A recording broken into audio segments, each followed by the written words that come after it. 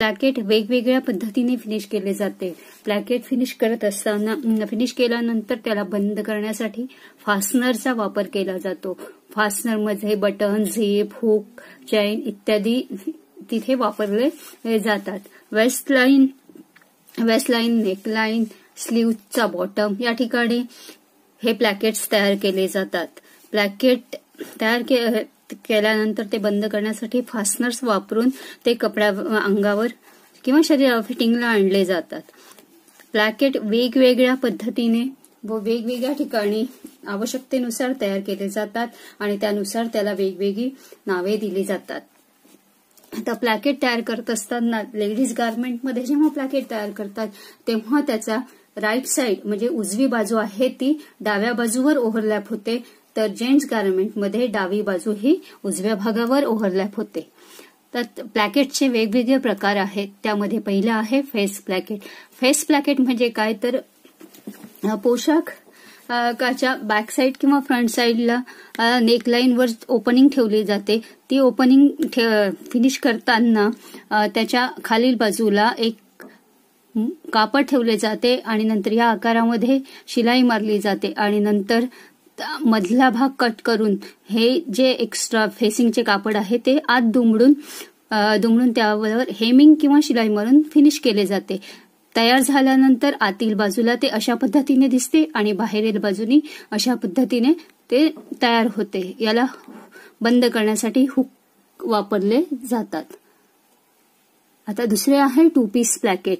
To piece प्लॅकेट म्हणजे काय तर कपड्यावर जी ओपनिंग ठेवली आहे त्या ओपनिंगच्या भागाला 2 फेस पट्ट्या वापरल्या जातात आणि त्या फेस पट्ट्या वापरून फेसिंग केली जाते. एक बाजूला जी पट्टी वापरली जाते ती अर्धी आत आणि अर्धी बाहेर ठेवली जाते, इथे दाखवलं आहे त्याप्रमाणे, आणि दुसऱ्या बाजूला जी पट्टी लावली जाते ती आतल्या बाजूने लावून वरच्या बाजूवर घेतली जाते आणि वरच्या बाजूला अशा प्रकारे वरील बाजूस त्रिकोण किंवा चौकोनी आकार ठेवून फिनिश केली जाते. याला आपण टू पीस प्लॅकेट म्हणतो.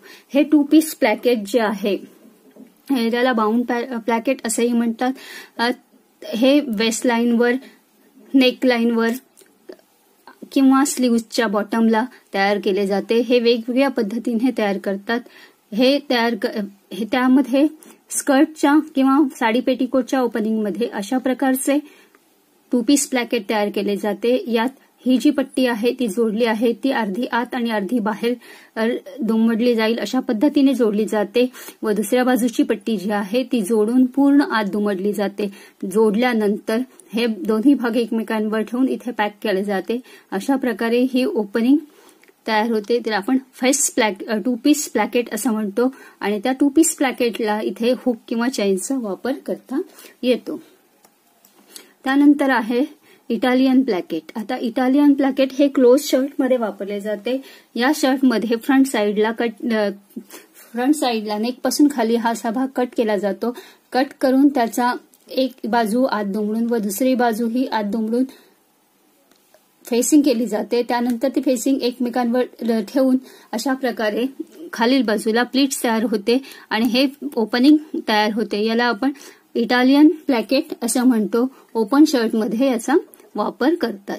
कंटिन्युअस प्लॅकेट म्हणजे ज्या ठिकाणी प्लॅकेट ठेवले आहे त्या ठिकाणी एक अखंड सरळ पट्टी घेतली जाते आणि ती सरळ पट्टी फेसिंग म्हणजे ज्या ठिकाणी प्लॅकेट आहे त्या प्लॅकेटच्या किनारीवर अखंड सलग जोडली जाते.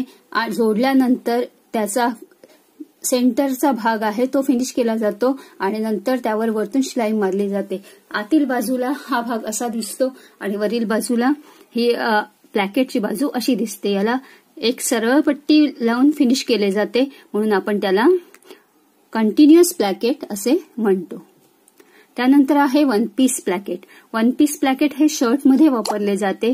शर्टची बाही ज्या ठिकाणी आपण कफ जोडतो त्या ठिकाणी जी स्लीट ठेवलेली असते त्या ठिकाणी या वन पीस प्लॅकेटचा वापर केला जातो. एका बाजूला अंगच पट्टी दुमडली जाते आणि दुसऱ्या बाजूला पट्टी जोडून ती वरच्या बाजूला घेऊन त्याला वरच्या बाजूनी चौकोनी किंवा त्रिकोणी आकारामध्ये फिनिश केले जाते.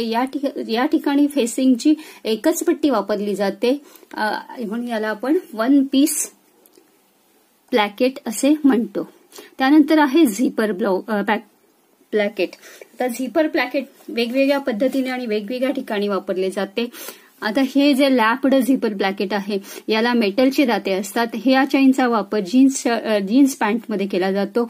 जीन्स पॅन्टमध्ये ही चेन जोडली जाते. हे फेस प्लॅकेट म्हणजे झिपर प्लॅकेट आहे.